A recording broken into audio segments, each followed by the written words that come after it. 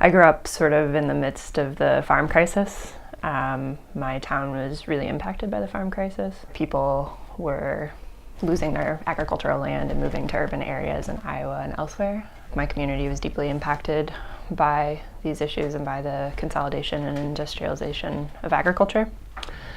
So I think that's what initially brought me to food sovereignty and food justice work.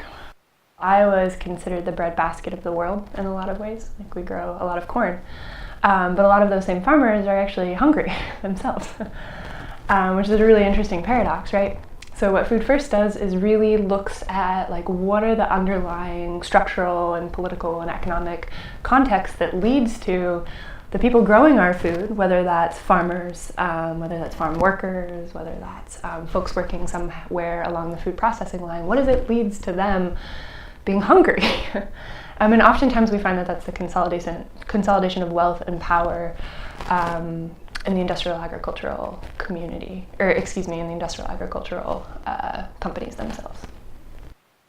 Food First was one of the founding organizations of the U.S. Food Sovereignty Alliance, which is an alliance in the United States that works to forward food sovereignty and works on various food sovereignty initiatives.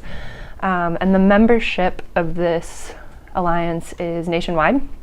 So there's a number of grassroots support organizations, but the leadership is grassroots organizations.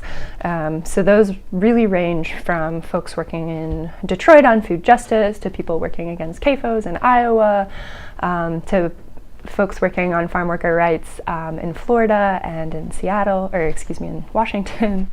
So it's really communities and people and the planet profiting themselves from food production and being able to decide what that actually looks like for their own communities.